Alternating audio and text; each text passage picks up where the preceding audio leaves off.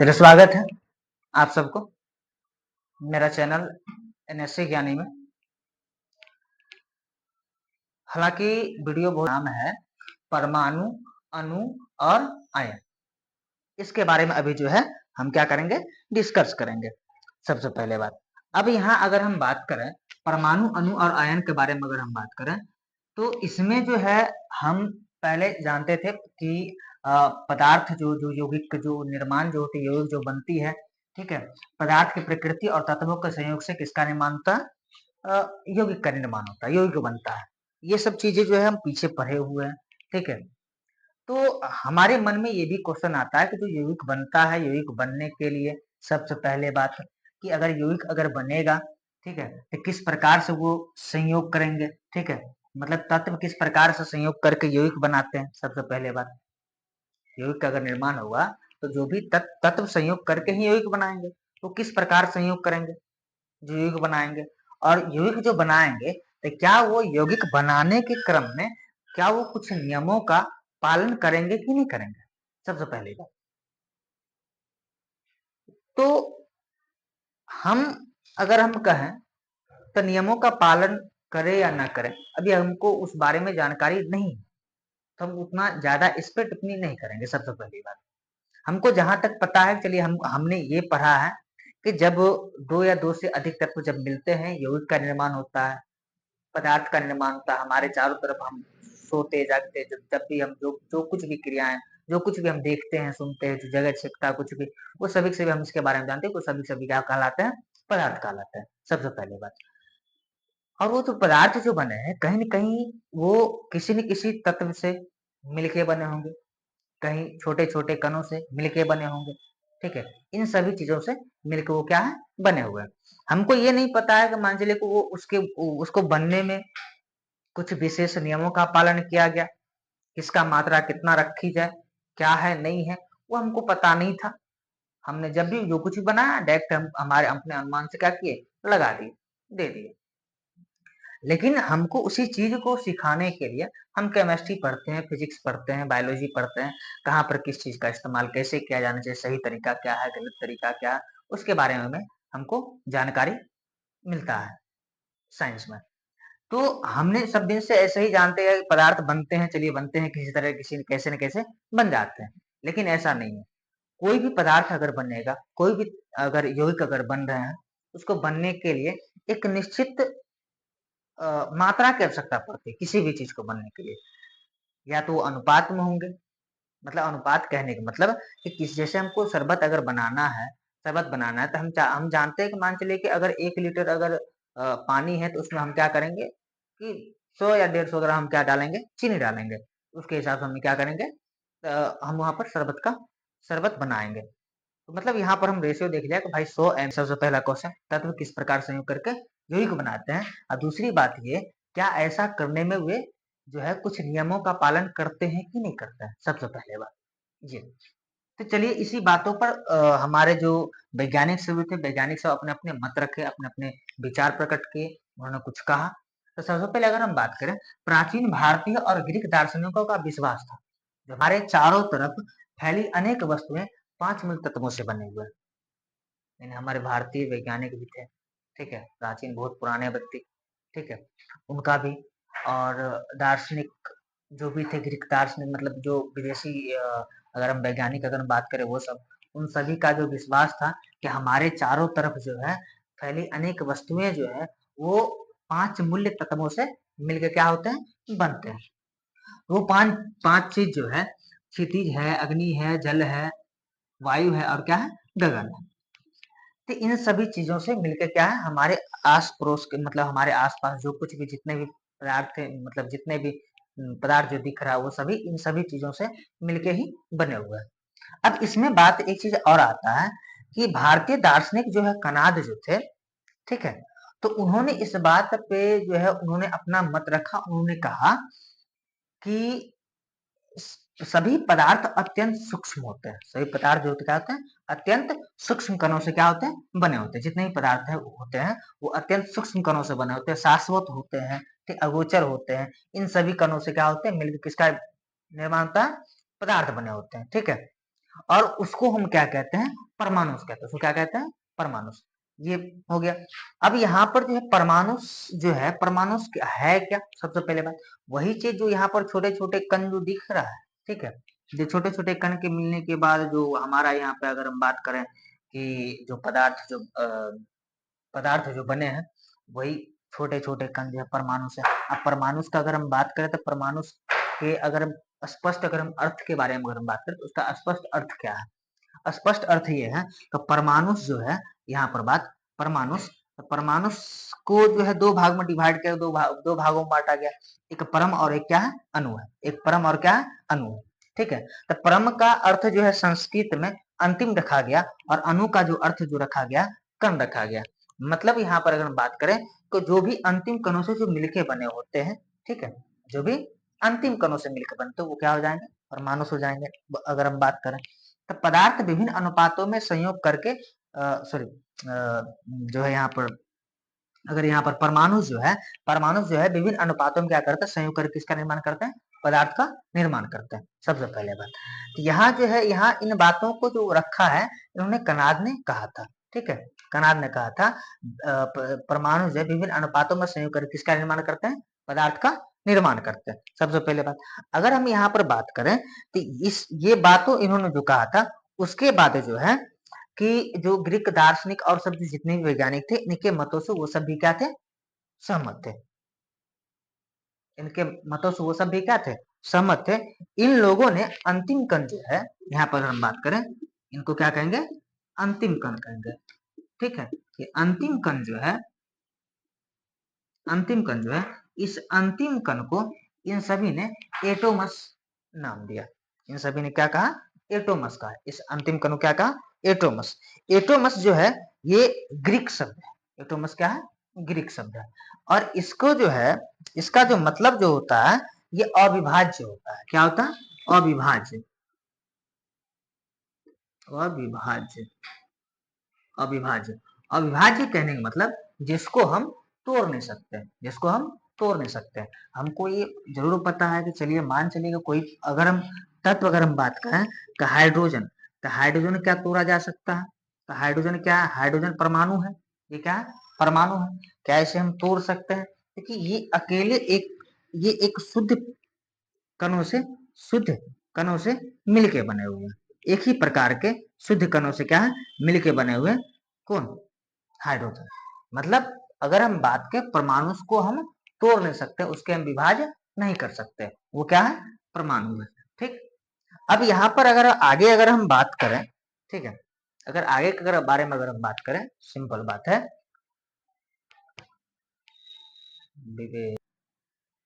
तो ये सब चर्चाएं चली। इसके बाद जो है अगर हम बात करें तो इतनी बातों उन्होंने कहा, इसका कोई प्रमाण नहीं था, इसका कोई प्रमाण नहीं था, जिसके कारण जो है ये लंबे समय तक ये बातें नहीं चली। उसके बाद इस बातों को क्या किया, फिर उसके बाद जो है 18वीं सदी के अंत में, 18वीं सदी के अंत में लव्वाजे आया। लव्वाजे ने क्या किया? इन बातों को बताया। चलो, लव्वाजे, प्राउस्ट जो है और जॉन डाल्टन और कुछ अन्य वैज्ञानिक सब ने उन्होंने कुछ प्रयोग किए। उन प्रयोग के आधार पर उन्होंने क्या किया? एक नियम दिया। और वो जो नियम दिया था, तत्वों के संयोग का नियम जो दिया था, उसमें क्या था कि तत्व के संयोग से यौगिक के बनने की प्रक्रियाएं जो है कुछ निश्चित नियमों के अनुसार होती है। तत्व के संयोग से जो यौगिक जो बनती है उसकी उसकी मतलब यौगिक बनने की जो प्रक्रिया है, ठीक है, वो जो है कुछ नियमों के अनुसार जो है होती है, जिन्हें हम क्या कहते हैं? रासायनिक संयोग के नियम कहते हैं। और रासायनिक संयोग का नियम जो है वो दो तरह के होते हैं। कितने तरह के? दो तरह के। पहला हो गया आपका पदार्थ के अनस्वरता का नियम, और दूसरा हो गया निश्चित अनुपात का नियम। पदार्थ के अनस्वरता के नियम के बारे में अगर हम बात करें, ठीक है, तो लव्वाजे ने दिया था 1774 में। पदार्थ के अनस्वरता का नियम में क्या हो गया? लव्वाजे ने क्या किया था? 1774 ईस्वी में उन्होंने ये नियम दिया था। अब ये पदार्थ के अनस्वरता का नियम क्या है और निश्चित अनुपात का नियम क्या है? और निश्चित अनुपात का जो नियम दिया था वो 1789 में जो है प्राउस्ट ने दिया था। ठीक है, इन सभी ने क्या किया था? इन सभी ने मिलके जो है सभी अपने अपने कुछ न कुछ क्या किया था, प्रयोग किया था। और बहुत सारे वैज्ञानिक इस प्रयोग के मतलब फलस्वरूप जो है पदार्थ पदार्थ और पदार्थ के संगठन और उसके रासायनिक अभिक्रियाओं के संबंध में उन्होंने नियम दिया था, नियम उन्होंने बनाया था। और जिसके अनुकूल जो है जो तत्व जो होते हैं, तत्व जो संयोग करते हैं, संयोग करके जो है जो उन्होंने संयोग तत्व जो संयोग करके क्या करते हैं, यौगिक का जो निर्माण करते हैं, यौगिक का जो यौगिक जो बनाते हैं, तो बनाने के लिए निश्चित नियमों क्या होता है, निश्चित नियम के अनुसार वो किसी यौगिक को बनाते हैं। और जो निश्चित नियम जो उसमें लगते हैं, कोई नियम जो लागू होता है, उसी को क्या कहते हैं, रासायनिक संयोग के नियम। हम बताए हैं कि ये कितने होते हैं, दो होते हैं। कितने होते हैं, दो। पहला हो गया आपका पदार्थ के निस्वरता का नियम और दूसरा हो गया निश्चित अनुपात का नियम। चलिए हम पदार्थ के निस्वरता के नियम के बारे में अगर हम बात करें, पदार्थ के निस्वरता का नियम क्या है, सबसे पहले अगर हम यहाँ पर अगर हम देखें, ठीक है, चलिए यहाँ पे अगर हम बात करें सबसे पहले, तो यहाँ पर पदार्थ के निस्वरता के नियम के बारे में अगर हम बात करें, तो आप ये चीज जो है आप लिख लीजिएगा, ठीक है। चलिए अब इसमें जो है पदार्थ के निस्वरता के बारे में अगर हम बात करें, पदार्थ के निस्वरता के नियम में क्या होता है, जैसे कि मान चलिए कि हम बात के तत्वों के संयोग, जैसे कि मान चलिए कि इसमें जो है हमने दो तत्व माना, हमने क्या क्या, दो तत्व, एगो ए माना और क्या माना, बी माना। अब यहाँ क्या हुआ, अभिक्रिया हुआ, क्या हुआ, अभिक्रिया। अब ये अभिक्रिया के फलस्वरूप जो है यहाँ पर इसके जो प्रतिफल जो बना है, ठीक है, उत्पाद जो बना है, ये C प्लस क्या बना है, D बना है, C प्लस D।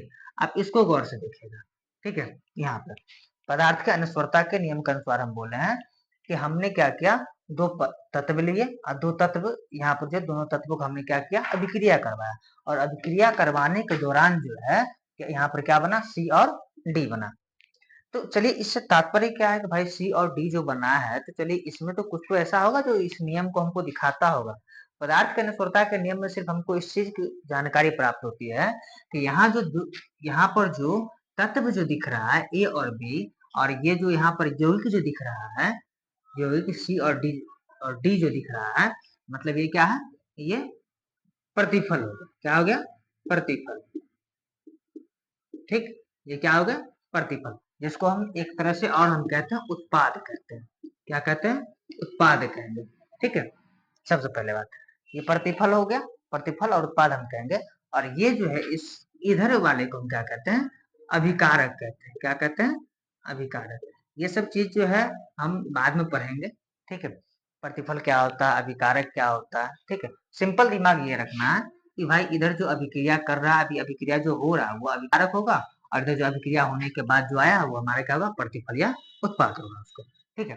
अभी इसमें रिलेट क्या है कि भाई यहाँ पदार्थ के अनुस्वरता का नियम इससे क्या मतलब रखता है, ठीक है। तो सिंपल हम बता देते हैं कि लवाजे ने इस पे कुछ न कुछ अपना, उन्होंने अपना जांच करके ही बोला होगा, उन्होंने लिखा होगा, समझाया होगा, ठीक है। बिना प्रयोग किए हुए, बिना समझाए हुए इस चीज के बारे में उन्होंने तो बताया तो नहीं होगा, बिना मतलब उन्होंने इस चीज को देखा पहले, ठीक है। लेकिन ये भी चीज जो है मतलब ज्यादा दिन तक इसका भी कोई वैलिड रहा नहीं, ठीक है। प्रमाणित अच्छी तरह से हो नहीं पाया। इन सभी चीजों को भी उन्होंने क्या किया, बंद कर दिया गया था। तो इन चीजों को जो सुधार जो किया गया था, पदार्थ के निस्वरता के नियम और निश्चित अनुपात का जो प्राप्त जो दिया था, ठीक है, प्राप्त दिया था। और उसके बाद जो है पदार्थ के अनुस्वरता का नियम जो दिया लवाजे ने दिया था, ये अपना दोनों ने दिया था अपना अपना अपना नियम, ठीक है। क्या क्या था, इस चीज को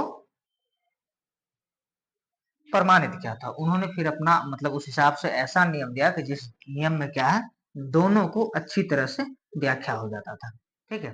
तभी हम प्रॉपर हम बात करें कि यहाँ इस समझते हैं, हमने यहाँ बोला कि ए एक तत्व है, डी एक तत्व है, दोनों ने अभिक्रिया किया, अभिक्रिया करने के दौरान सी और क्या बनाया, डी बनाया। अब यहाँ पर जो है हम द्रव्यमान, द्रव्यमान का मतलब आपको पता होगा, द्रव्यमान का मतलब क्या होता है, भार होता है, ठीक है। द्रव्यमान के बारे में थोड़ा हम जान लेते हैं। ए का जो द्रव्यमान है हम मान लिए ए, और बी का जो द्रव्यमान है हमने मान लिया बी, ठीक। और इधर जो हमारा जो उत्पाद जो बना है, सी का द्रव्यमान सी हो गया और डी का द्रव्यमान डी ग्राम, ठीक। मतलब यहाँ पर डी ग्राम या फिर ए ग्राम, यह हमारा हो गया बी ग्राम, यह हमारा हो गया सी ग्राम, यह हमारा हो गया डी ग्राम, ठीक है। यहाँ पर अब यहाँ पर प्रॉपर अगर हम बात करें, ये जो यहाँ पर ए और मतलब ए ग्राम प्लस बी ग्राम जो बना है, इन दोनों का जो अपना कुल टोटल कुल द्रव्यमान जो आएगा, ठीक है, कुल द्रव्यमान जो आएगा, और यहाँ पर जो द्रव्यमान कुल द्रव्यमान हुआ, ठीक है, यहाँ का जो द्रव्यमान सॉरी यहाँ का जो द्रव्यमान होगा और यहाँ जो कुल द्रव्यमान होगा, ये दोनों द्रव्यमान आपस में क्या होंगे, बराबर होंगे। जैसे यहाँ पर थोड़ा अगर हम एग्जाम्पल के तौर पर अगर हम बताएं, जैसे कि हम यहाँ पर क्या किए, HCl ले लिए, HCl, ठीक है, HCl लिए।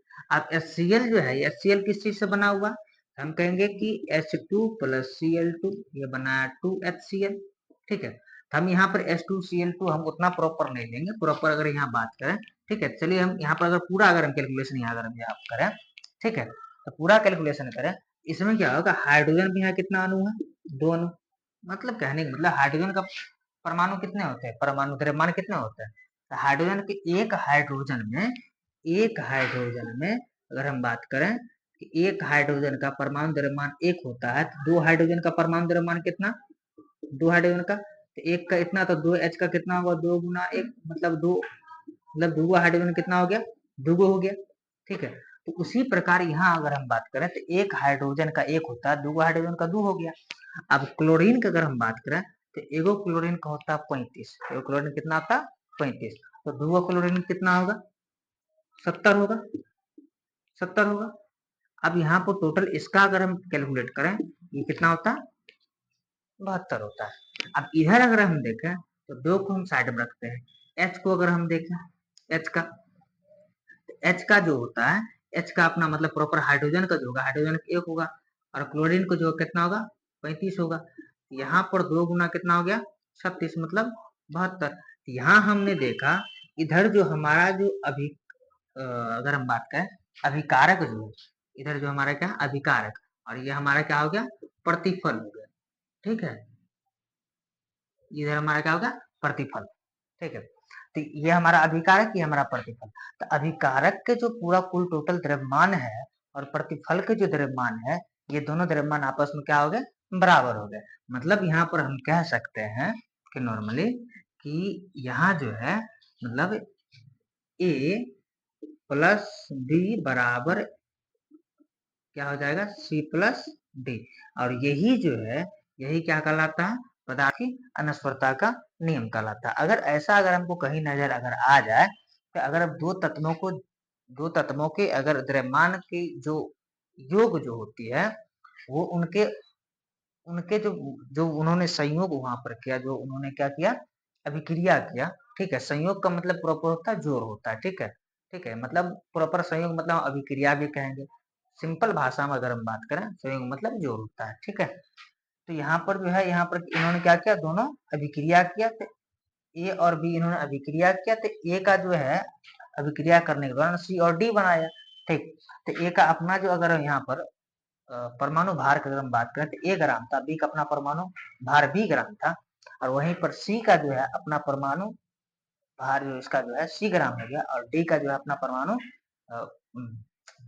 परमाणु भार जो इसका कितना हो गया, डी ग्राम हो गया। तो यहाँ पर हमने सब जब निकाला, तो हमने यहाँ पर देखा कि यहाँ पर हमने प्रॉपर आपको एग्जाम्पल के तौर पर हमने आपको समझा दिया कि यहाँ अगर तत्व आपस में संयोग करते हैं, तो जो वहां पर संयोग करने के बाद जो वहां पर प्रतिफल जो होते हैं, ठीक है, जो यहाँ प्रतिफल जो बनते हैं, उनका जो पूरा द्रव्यमान जो आएगा, इधर जो संयोग किया उसका जो द्रव्यमान, दोनों द्रव्यमान आपस में क्या हो रहा है, बराबर हो रहा है। तो यही क्या हो गया, आपको पदार्थ की अनस्वरता का नियम हो गया, ठीक है।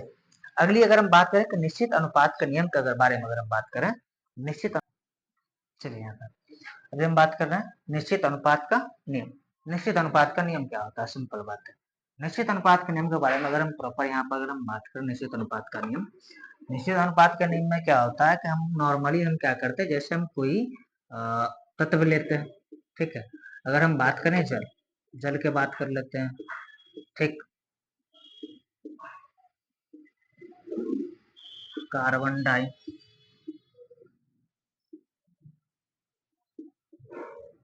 ऑक्साइड के बारे में बात कर लेते हैं, तो जल का फॉर्मूला होता है H2O, और कार्बन डाइऑक्साइड का फॉर्मूला होता है CO2। ठीक है, इस दोनों के बारे में हम अच्छे जानकारी इकट्ठा कर लेते हैं। ठीक है, तो पहले हम क्या करते हैं, जल के बारे में जान लेते हैं, फिर कार्बन डाइऑक्साइड के बारे में जानते हैं। ठीक, अब यहाँ जो अगर हम बात करें, ठीक है, जल के बारे में अगर हम बात करें, जल को अगर हम देखें तो यहाँ पर क्या है, हाइड्रोजन और क्या है, ऑक्सीजन है। भाई हमको जब भी यहाँ पर चेक अगर करना है तो हमको क्या करना होगा, उसका हमेशा परमाणु भार लिखना पड़ेगा, मतलब परमाणु द्रव्यमान लिखना पड़ेगा। तो हाइड्रोजन यहाँ पर H2 है, यहाँ पर ऑक्सीजन, तो हाइड्रोजन दो गो, ऑक्सीजन एगो है। ठीक है, तो दो गो हाइड्रोजन है, तो दो गो हाइड्रोजन, इसका कितना होगा, द्रव्यमान क्या होगा, 2 होगा। इससे पहले मैं आपको समझाया है। और ऑक्सीजन जो है, ऑक्सीजन का परमाणु संख्या होता है 8, इसका परमाणु द्रव्यमान कितना होता है, 16 होता है। ठीक है, तो हमको क्या निकालना है, निश्चित अनुपात का नियम निकालना, अनुपात, इस दोनों के बीच में अनुपात निकालना। तो 2 एकम 2, 2 8 16, मतलब 1 अनुपात कितना आया, 8 आया। मतलब जो है यहाँ पर जो दिख रहा है हमको, जल जो बन रहा है, तो जल में कितना है, जल का जो यहाँ पर जल का निर्माण जो हो रहा है वो 1 अनुपात 8 में हो रहा है। कहने का मतलब यहाँ पर कुल अगर हम अणु की बात करें, कुल अणु जल के बनने में कुल अणु कितना लगा, कुल अणु कितने खर्च हुए, 9। ठीक है, तो हाइड्रोजन कितने अणु खर्च हुए, 1, ऑक्सीजन कितने अणु खर्च हुए, 8 गो। मतलब हाइड्रोजन के 1 अणु और ऑक्सीजन के 8 अणु मिलकर के किसका निर्माण करता है, जल का निर्माण करता है। हाइड्रोजन कितने अणु, 1 अणु, और ऑक्सीजन कितने अणु, 8 अणु मिलकर के किसका निर्माण करता है, जल का निर्माण करता है। उसी प्रकार अगर हम प्रॉपर यहाँ अगर हम बात करें तो कार्बन डाइऑक्साइड को लें, CO2 जो है, मतलब कार्बन और ऑक्सीजन, कार्बन और ऑक्सीजन, तो कार्बन के अगर हम यहाँ पर अगर हम बात करें तो कार्बन की परमाणु संख्या कितनी होती है, 6 होती है। परमाणु भार इसका कितना होगा, परमाणु भार इसका 12 हो जाएगा। ऑक्सीजन का भी हम देखें तो एक ऑक्सीजन का 16 होता है, एक ऑक्सीजन का 16 होता है, तो 2 ऑक्सीजन कितना होगा, 2 ऑक्सीजन का 32 होगा, 16 दूना 32। अब यहाँ अगर हम बात करें, यहाँ अगर हम काटें, दोनों को हम क्या करें, काटें। ठीक है, 3 से अगर हम काट रहे हैं, सॉरी 4 से हम काट रहे हैं, 4 से दोनों कट जाएगा, तो रेशियो हम पहले दिखा देते हैं। ठीक है, मतलब अनुपात में दिखा देते हैं, तो 4 तिया 12, ठीक है, 800 के 32, मतलब 3 अनुपात 8 हम, मतलब यहाँ पर अगर हम टोटल अणु की बात करें तो 11 होगा। तो 11 अणु में जो है 3 अणु किसका होगा, कार्बन का होगा, और 8 अणु किसका होगा, ऑक्सीजन का होगा। मतलब यहाँ कार्बन डाइऑक्साइड बनने के लिए 3 अणु जो है ऑक्सीजन की, सॉरी 3 अणु जो है कार्बन की लगती है, और 8 अणु जो है किसकी लगती है, ऑक्सीजन की लगती है। ठीक है, तो ये इस रेशियो में बढ़ता है, 3 अनुपात 8 में जो है, मतलब 3, अगर 3 गो अगर अणु जो है कार्बन का देंगे, 8 गो अणु जो है ऑक्सीजन का देंगे, जब ये देंगे तो फटाक से किसका निर्माण होगा, कार्बन डाइऑक्साइड का निर्माण होगा। वहीं पे अगर हम 1 अणु अगर हम हाइड्रोजन के दें और 8 अणु अगर हम ऑक्सीजन के दें, यहाँ तुरंत किसका निर्माण हो जाएगा, जल का निर्माण होगा। तो यहाँ पर एक फिक्स अनुपात होती है, मतलब इस अनुपात में अगर हम उस तत्व को अगर हम रखते हैं, ठीक है, तो मतलब इस चीज का निर्माण होगा। जैसे हम बात करें कि जैसे जल का, जल के लिए फिक्स है कि 1 अनुपात 8, मगर जब भी हम हाइड्रोजन और ऑक्सीजन को रखेंगे जल बनेगा। और यहाँ पर कार्बन डाइऑक्साइड जो है, कार्बन डाइऑक्साइड में कार्बन के 3 और ऑक्सीजन का 8, इस रेशियो में अगर हम रखेंगे, इस अनुपात में रखेंगे, तो कार्बन डाइऑक्साइड बनेगा।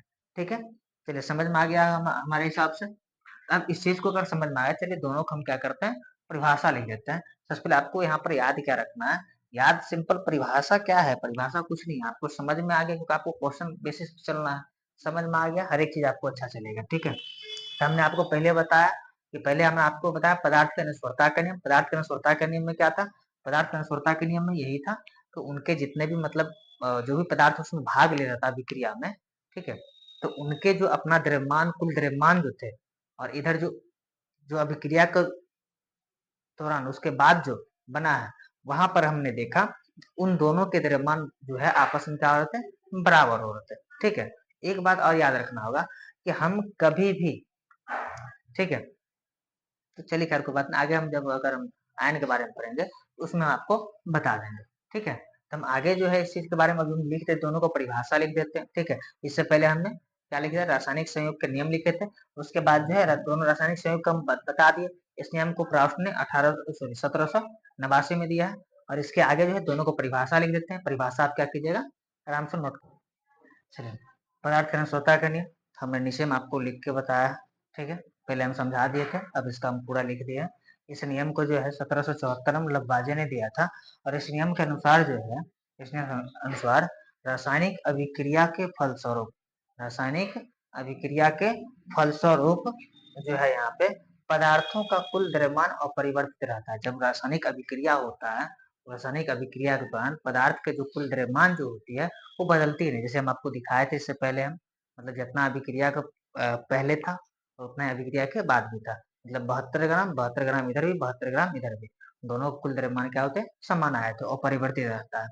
जैसे कि यहाँ पर नॉर्मल आपको एग्जाम्पल के तौर पर अगर हम बात करें, यहाँ पर लिए ना, माना ए और बी के बीच जो है अभिक्रिया हुआ, ए और बी के बीच क्या हुआ, अभिक्रिया हुआ, और अभिक्रिया होने के बाद जो है सी तथा क्या बनाया, डी बनाया, ठीक है। डी दो प्रतिफल बना, यहाँ पर अभिक्रिया दिखा है ए प्लस बी, अभिक्रिया होने के बाद जो है क्या बना, सी प्लस डी बना, ठीक है। दो प्रतिफल बने यहाँ पे। वहीं पे अगर हम बात करें यहाँ द्रव्यमान के बारे में, अगर हम कैलकुलेट करें तो ए का ए ग्राम है, बी का बी ग्राम है, अभिक्रिया करने के बाद जो है सी का सी ग्राम बना और डी का डी ग्राम बना, ठीक है। ये हो गया। नियम से क्या, नियम जो कह रहा था कि इसके जो है यहाँ पे फलस्वरूप जो पदार्थ का जो है कुल द्रव्यमान अपरिवर्तित रहता है। तो वहीं पे कुल अपरिवर्तित मतलब बराबर रहते हैं दोनों का, तो A plus B equal to C plus D हो गया। मतलब ए प्लस ए का जो द्रव्यमान, यहाँ पर ए का जो द्रव्यमान है ए है, बी का द्रव्यमान बी है, इनका जो कुल द्रव्यमान हो गया ए प्लस बी हो गया, और सी का द्रव्यमान सी हो गया, डी का द्रव्यमान डी हो गया, इसका कुल द्रव्यमान सी प्लस डी हो गया। ये दोनों आपस में क्या होंगे, बराबर होंगे। चलिए आगे हम देखते हैं आपको पदार्थ की जो अनुस्वरता के नियम तो पढ़ लिए, अब निश्चित अनुपात के नियम के बारे में थोड़ा हम देखते हैं। अभी निश्चित अनुपात के नियम, इस नियम को जो है 1789 में प्राउस्ट ने दिया था। इस नियम को दिया था 1789 में, प्राउस्ट ने दिया था। इस नियम के अंतर्गत जो है वो चीज तो हम आपको पहले ही समझा चुके हैं, ठीक है। इस नियम में क्या है, किसी रासायनिक यौगिक के सभी शुद्ध नमूनों में एक ही प्रकार के तत्व भार के विचार से हमेशा एक निश्चित अनुपात में परस्पर संयुक्त रहते हैं। सबसे पहले बात, किसी रासायनिक यौगिक के मतलब कुछ भी अगर बना होगा, ठीक है, रासायनिक, जैसे कि अगर हम बात करें कि अगर जल बन रहा है तो हाइड्रोजन और ऑक्सीजन के संयोग से बन रहा है। जल जो बन रहा है हाइड्रोजन और ऑक्सीजन के संयोग से बन रहा है, सबसे पहले बात। तो यहाँ जो है, यहाँ पर क्या हो रहा है, किसी रासायनिक संयोग के सभी नियम, मतलब रासायनिक संयोग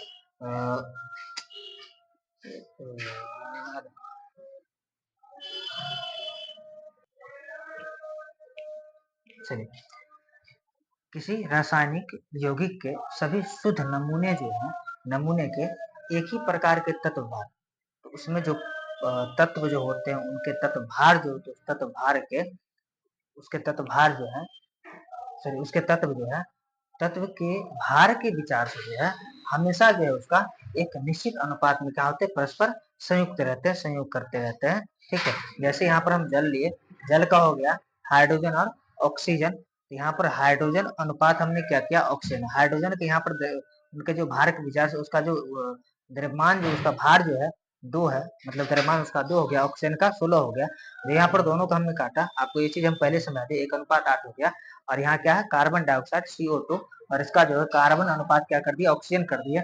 और कार्बन का हो गया हमारा परमाणु भार कितना हो गया, 12 हो गया, और ऑक्सीजन का परमाणु भार जो है कितना हो गया, 8 हो गया। तो यहाँ पर जो है हमने यहाँ पर काटा इसका, तो 3 अनुपात कितना आया, 8 आया। तो आप अगर आप सबको जो है इतना समझ में आ गया होगा, ठीक है।